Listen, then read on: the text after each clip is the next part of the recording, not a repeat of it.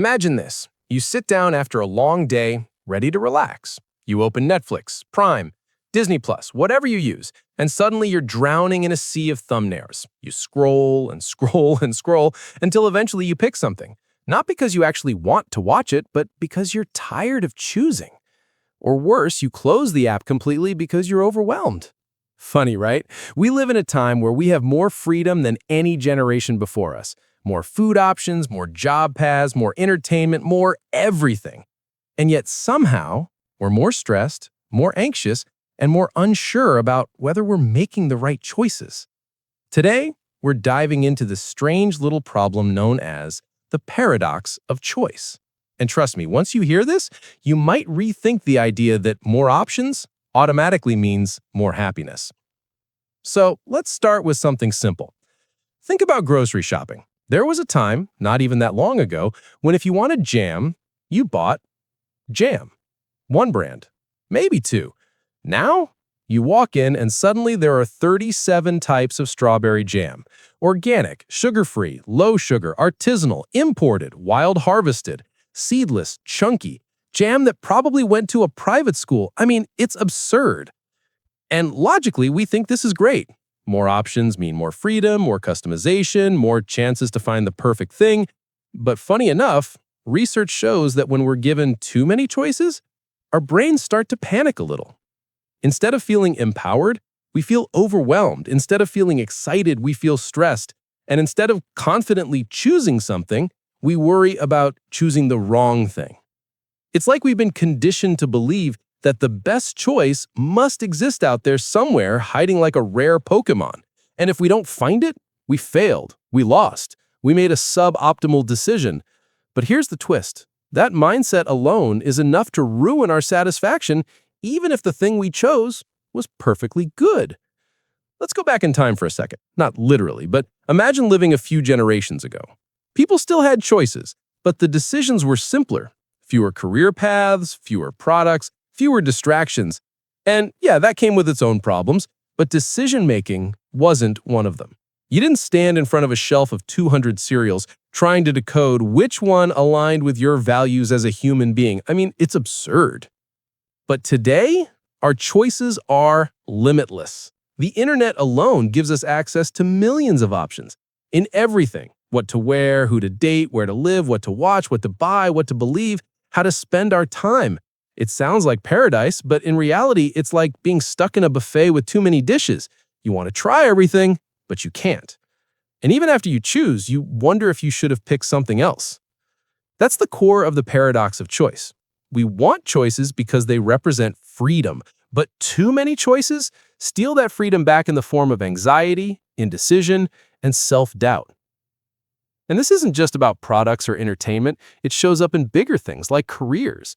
Nowadays, people don't just pick a job and stick with it. We're expected to find our passion, our purpose, our calling. But when the world tells you that you can be anything, suddenly you feel the pressure to be everything.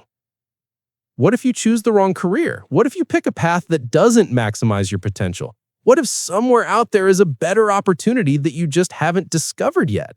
This constant fear of missing out, FOMO, is basically the psychological tax of having too many options.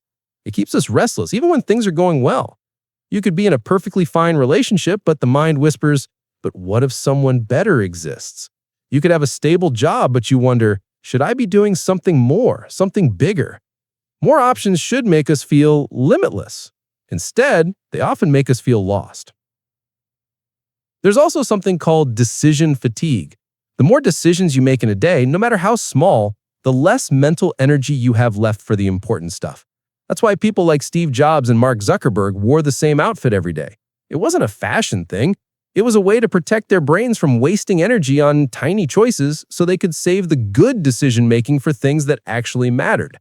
And honestly, most of us are living in a constant low-level state of decision fatigue. From the moment we wake up, what to wear, what to eat, what to read, what app to open, which messages to reply to, we're choosing nonstop. No wonder we're exhausted before the day even truly starts. But here's the weirdest part. Even when we finally make a decision, we're still not free because too many choices make us more likely to second-guess ourselves. Like, imagine you finally pick a show after 30 minutes of scrolling. You watch it for 10 minutes and then your brain goes, but what if one of the other shows was actually better? Suddenly, you're not even watching the thing, you're watching your own doubt. This constant comparing, evaluating, and reevaluating kills our ability to just enjoy what's in front of us. We live in the most convenient, option-rich time in human history, yet our satisfaction levels are lower. Because options don't make us happier, confidence does, commitment does, simplicity does. So what do? Do we just eliminate choices entirely and go back to caveman times? Obviously not. Choices are still valuable. Freedom is still meaningful. But maybe the trick isn't having more options, it's learning to filter them better. One of the simplest ways to do this is to create personal rules. For example, if a decision takes more than 2 minutes, I'll pick the first good option. Or I only check restaurant reviews up to the first 3. Or once I choose something, I commit to it for the day. These little mental shortcuts free up so much energy. Another strategy is to lower the pressure. Not every decision needs to be perfect. Some decisions are just decisions. You don't need to find the best coffee in the city to enjoy a morning drink. You don't need to watch the best movie ever made to have fun. You don't need to choose the perfect career to live a meaningful life.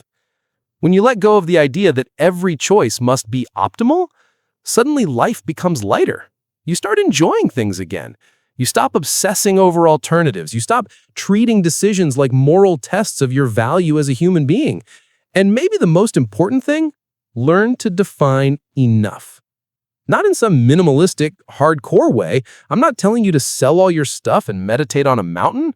Just recognize when you're satisfied. Recognize when something is good enough. It's not settling, it's stability. It's peace.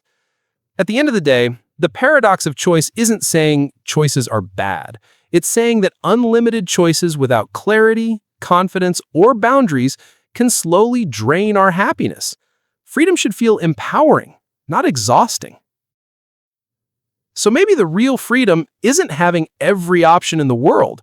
Maybe it's having just enough options to live well, choose confidently, and enjoy what you actually have instead of worrying about what you don't. And if fewer choices can give us more happiness, maybe that's not crazy at all. Maybe that's the reminder we all needed.